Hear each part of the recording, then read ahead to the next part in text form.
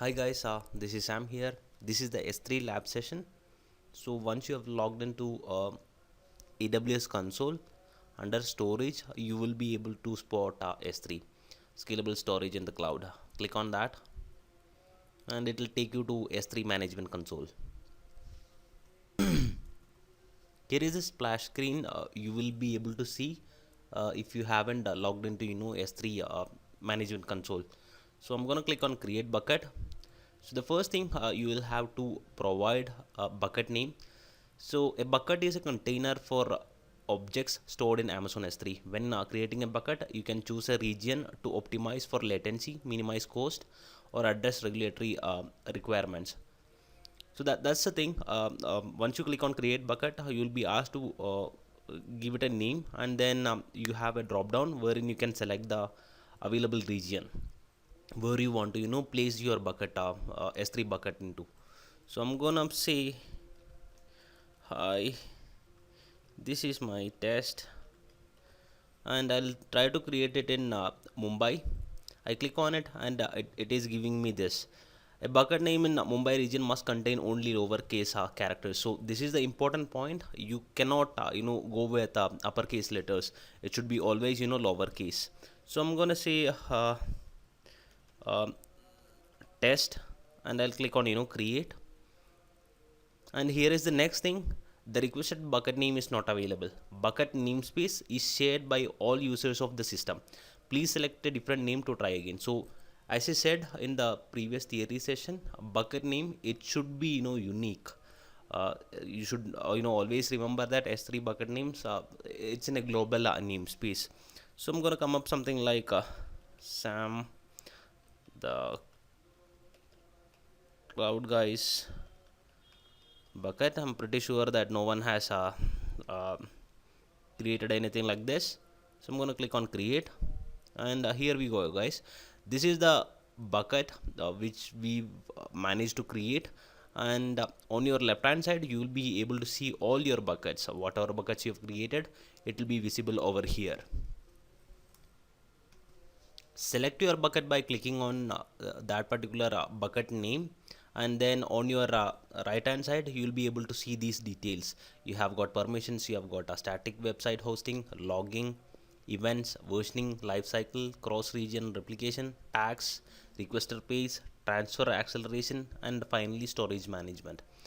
And on again on your left hand side there is a menu option which will give you these many options, wherein you can be able to create another bucket. You can delete the bucket, you can empty the bucket.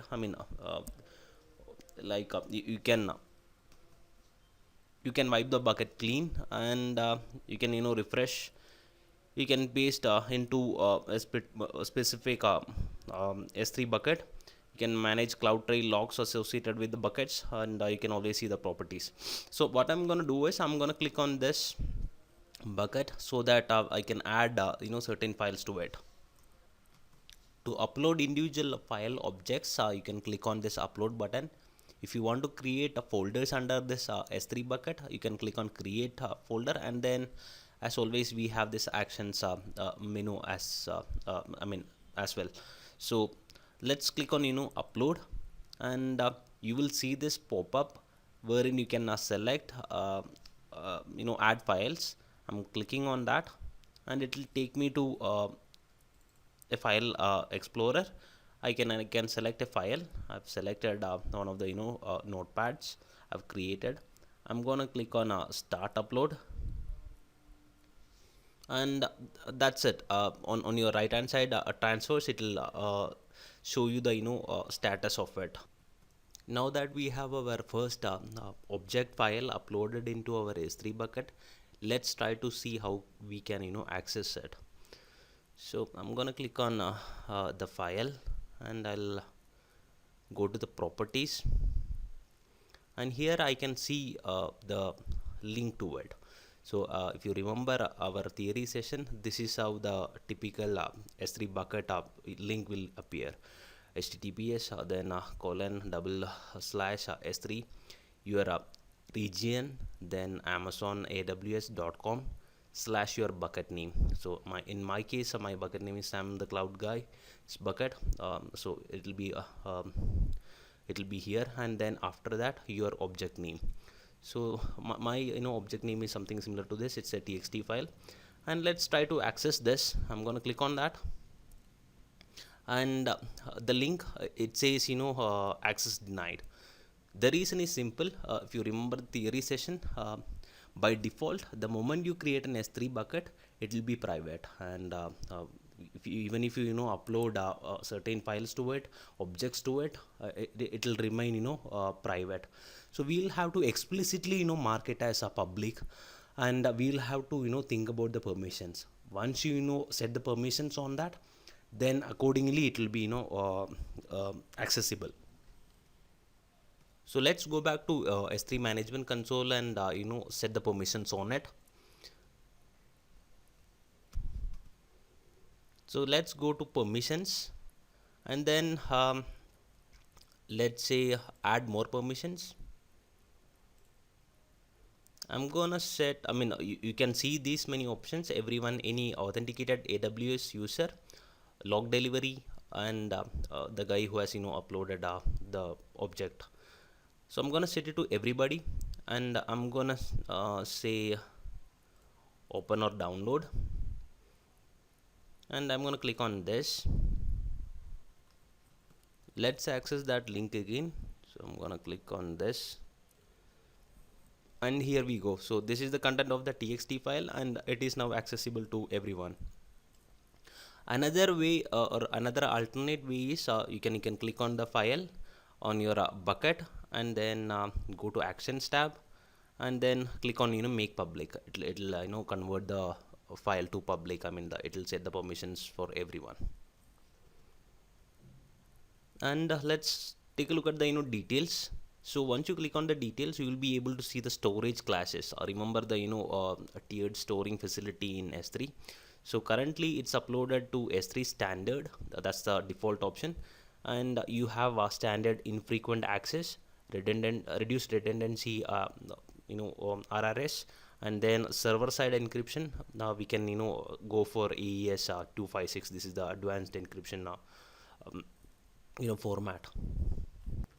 And remember, ACL or access control list, the granular level permissions, it can be set by coming here under permissions. You can set the permissions for that particular object. So this is about the file object. And what if I want to change the permissions on the bucket? Let's click on all buckets and select your bucket, and here on the properties tab you will be able to see the same thing. Permissions are available here. You can add more permissions or you can remove it. So here we have got the same options. Everyone, any authenticated AWS user, log delivery, and the owner. So we have the facility to select these permissions, view permissions, or upload or delete, even to list it. You can provide those items. And then if you want to go with your custom bucket policies, you can always do it by clicking on add bucket policies, and you will have to paste your policy here in a text format. So it's gonna be JSON again, and you have that freedom as well. You have options like logging here. You can enable logging to track requests for access to your bucket. So once it is enabled, you are going to choose a target bucket wherein the logs will be stored. So the logs will be generated as people are accessing your S3 bucket. So who accessed it, when the data was accessed, everything will be put into the logs, and it can be stored in a different bucket. So that option is available here. And events, yeah, you can set event notifications, and it will enable you to send alerts or trigger workflows, certain workflows. They are talking about SQS and Lambda functions. So it's a bit beyond the topic for now. It's a bit out of the scope for now. I'm not gonna stick on that. And then versioning, we will see that in a bit. So one important thing is this: once you enable versioning on any S3 bucket, you cannot disable it. it can only be suspended. So it's written right over here. Once enabled, versioning cannot be disabled, only suspended. And another thing is this, versioning, it will give you this ability wherein you can track multiple copies of the same document, or same flat file. But it eats up your storage, right? To store multiple versions, it's gonna take that much of storage. So that's something you have to bear in your mind. Not gonna do it now, but later on the session we'll be covering this versioning part. And life cycle, you can manage the life cycle of objects by using life cycle rules. So you can set your own rules, custom rules, life cycle rules, and it will transition the object from standard S3 storage to another tiered storage type. We can move the files to what you call infrequent access, and then you can archive them back to Glacier, and things like that can be done by using life cycle rules. We will cover that in the same video at a later point. And cross region replication, it replicates every feature upload of every object in this bucket to another bucket. And the destination bucket, it might be in a different region. That's the whole idea behind this. And again, if you want to use cross region replication, versioning must be enabled. And the reason why people go for cross region replication is that might be for a backup, fail proof storage. The same contents will be available in a different region, and whatever actions or whatever files are uploaded to a single bucket on your current region, it will be replicated over to the next bucket, the destination bucket, which is lying on the different geographical region. And tags, you can add the tags, request replace, transfer acceleration, storage management. We have seen all these at least in a nutshell. And one important thing I want to tell you is this is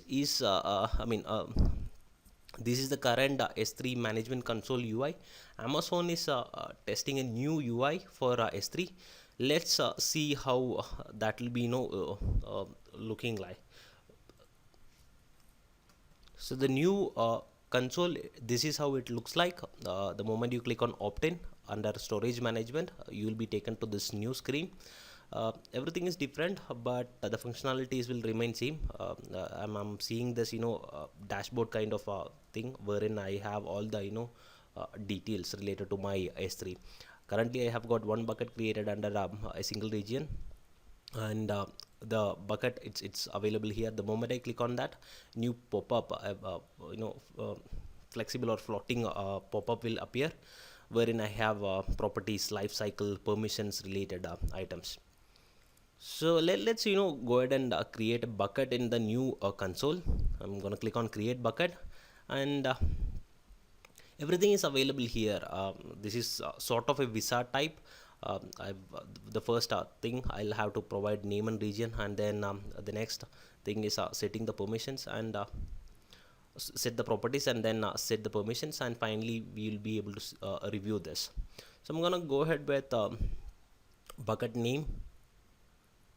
So once you point your cursor over here, you will see this. The bucket name must be unique across all existing bucket names in Amazon S3. Buckets used as an origin point for Amazon CloudFront distributions have specific restrictions. So I'm gonna go ahead and say Sam the Cloud Guy, new console S3, and region, I'm gonna stick with Mumbai. And copy settings from existing bucket, yeah, we have that option. If you want to use the existing buckets permissions settings, you can do it, and that option will be visible here. You will be able to see the existing S3 set bucket details here. I'm not going to do it. I'm going to click on next, and setting the properties, I'm not going to, yeah, let's enable versioning. So as I said, once this is enabled, you cannot disable it. It can only be suspended. I'm going to click on enable versioning. I've saved it. And tags, if you want to add tags, you can do it for better tracking and course management. Logging, as I said, this will record all the file level access, and whoever is accessing the logs, S3 bucket, and the objects, your S3 objects, it will be captured in a log, and you can put it into a different S3 bucket. I'm gonna click on next, and then set permissions. Here I've got these two items: manage users and manage public permissions. So the AWS users, you can manage the users one by one here. You can add it and revoke the object level permissions here. So since I am the owner, I have read write permissions on all the things. And manage public permissions, that's you define the public permissions. So here I'm gonna click on read access for everyone. Object permissions, I'm gonna click on read. And if you are wondering what is this object and object permissions, it's simple. Object, it grants permissions to the users to the list, create, overwrite, or delete objects in the bucket. It's just the object permission. And object permissions is if you are wondering what this objects and object permissions are, objects, it'll help you with accessing that particular object. And you can list it. You can create a new object, you can overwrite an existing object, or you can delete an existing object in that particular bucket. And object permissions, that's related to the permissions, I mean access control list for that bucket. If you want to allow others to set the permissions, modify the permissions, this is what you will be giving them with, I mean providing them with. I'm gonna stick with this everyone read access. I'll click on next, and then finally you will be able to see a review of all the things whatever you have set up in the previous steps. You will be able to see this. So to review it, this is my bucket name, region is Mumbai, and versioning is enabled, logging is disabled, no tags were created, and user permissions, I've not added anyone, but public permissions, it's enabled. I'm gonna click on create bucket. So here it is, the new bucket is created successfully. I'll click on that, and this is the new UI. So here I can upload the individual objects, the flat files, and if I wish to create a folder, I can do it by clicking on this. And few other options are these, so feel free to explore them as you wish. I'm gonna go ahead and upload a text file quickly. So I'll click on add file, and I'll navigate to my file. So I'll select this, and I'll click on next. Remember the file size is 8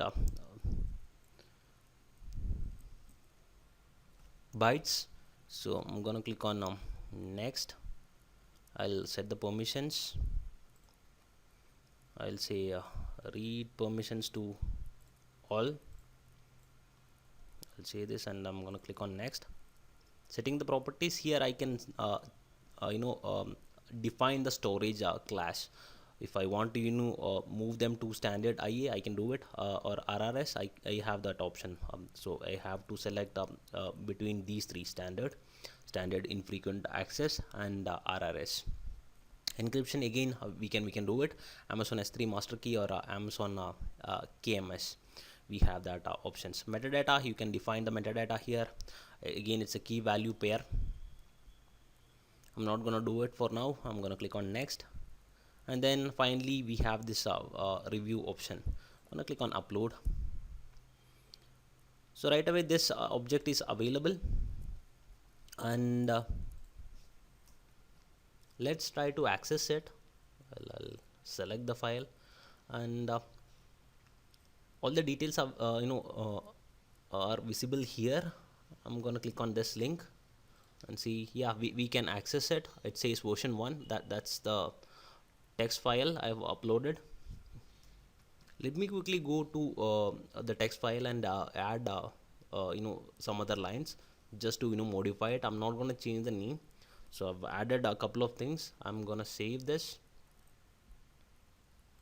and then let's go back to the console and upload the file again, the latest file. I'm gonna select the same file. I'll say next. So here remember you are seeing 24 bytes. The size is changed because we have done some modification on that file. I'm gonna click on this, make sure that everyone can access the file. So I've given them read only permissions. I'm gonna click on next. Not gonna change the storage tier and all. Let it let's leave it as such, and then finally we can upload it. So once the upload is finished, you will be able to see the link. You can click on that, and there we go. I mean, here we go.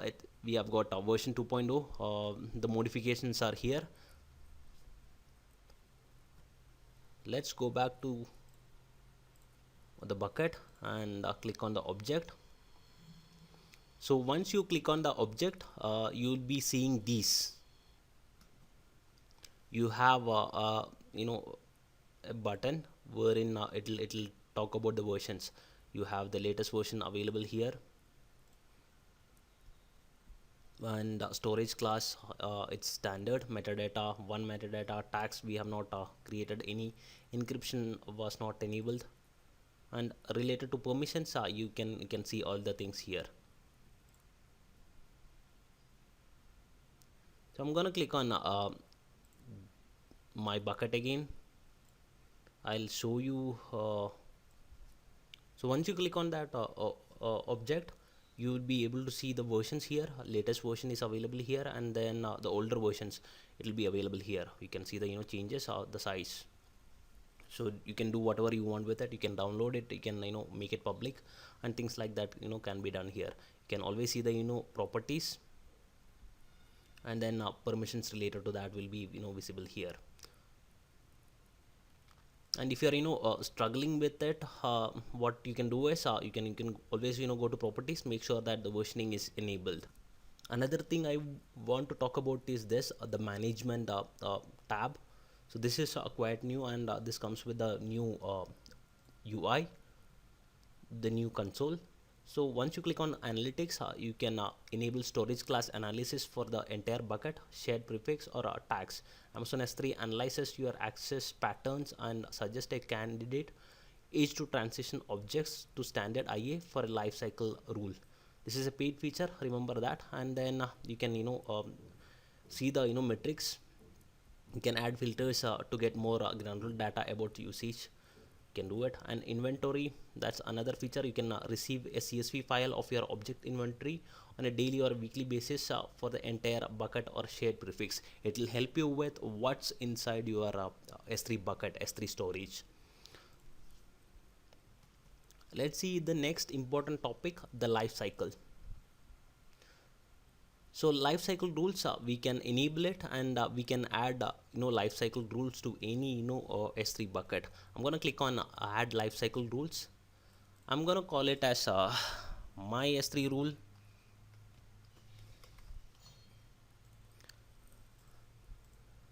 And I'm not gonna provide it with any prefix or tags. I'm gonna click on next, and here transitions, that's the next option, and I can configure transition options to my current version or previous version. Since I've enabled versioning on this particular bucket, I'll be seeing current version and previous version, what to do with current version and what to do with my previous versions. If you have not enabled versioning on that particular S3 bucket, you will be only seeing current version. So I'll tell you what this configuration of transition is all about. Configure transition. Standard IA has 30 days minimum retention period, and 128 KB minimum object size. So that's the requirement for enabling your lifecycle rule.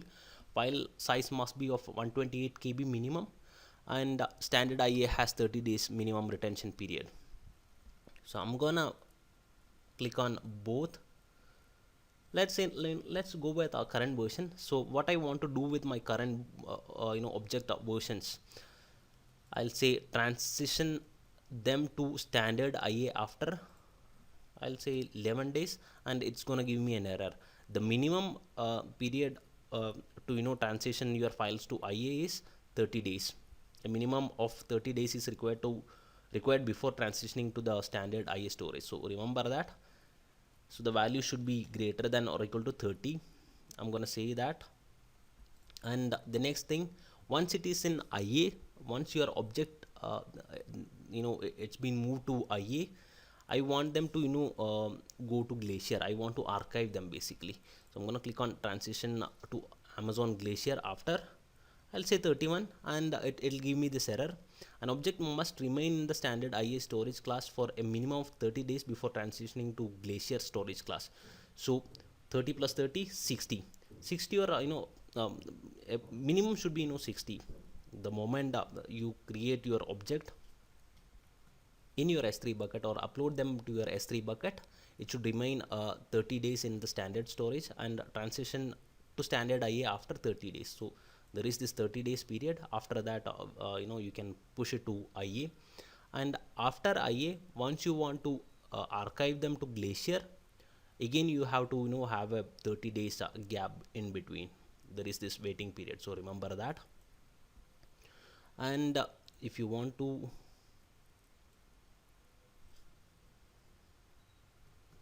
let's click on previous versions and try to add transition rules or lifecycle rules for the previous versions. So again, same options. I'll say 30, and Glacier, I'll say 60. I'll click on next, and then expiration. So configure expiration, we can do it on current version or previous version. I'll say expire current version of object. For versioning enable buckets, an expire action retains the current version as a previous version and places a delete marker as the current version.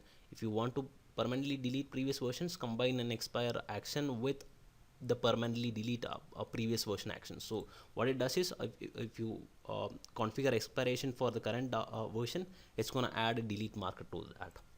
So I'll say 60. So here it says enter an integer value greater than or equal to 60. So at least it should be within your Glacier for a single day. So I'm gonna say 61.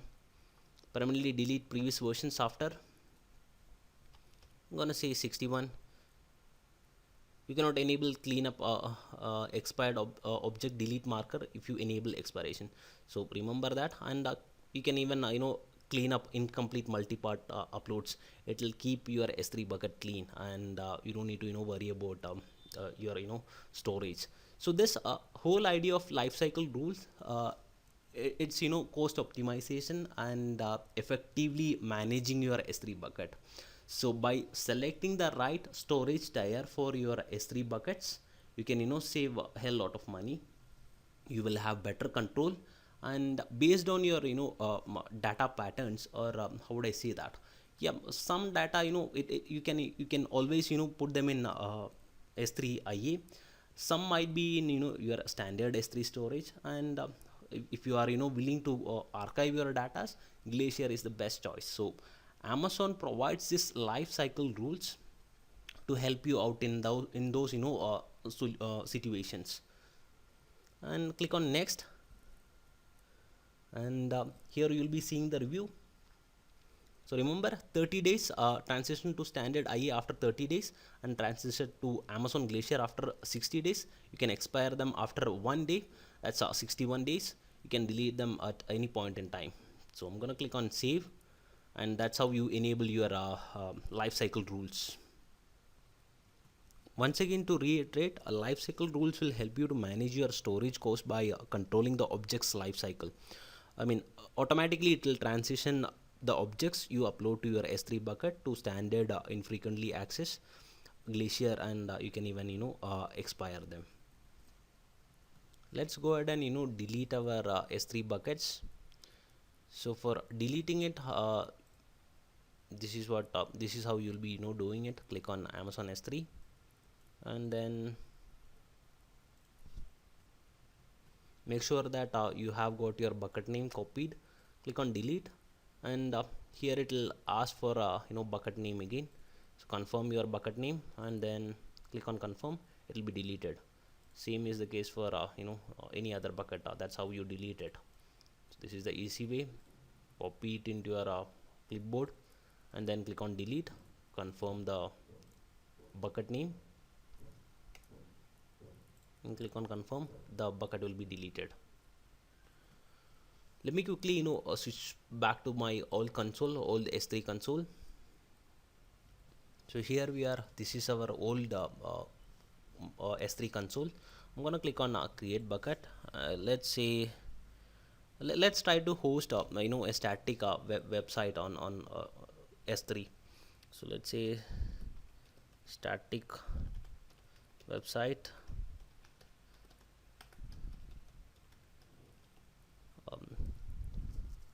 Excuse my typos if I have made any. So I'm going to click on create.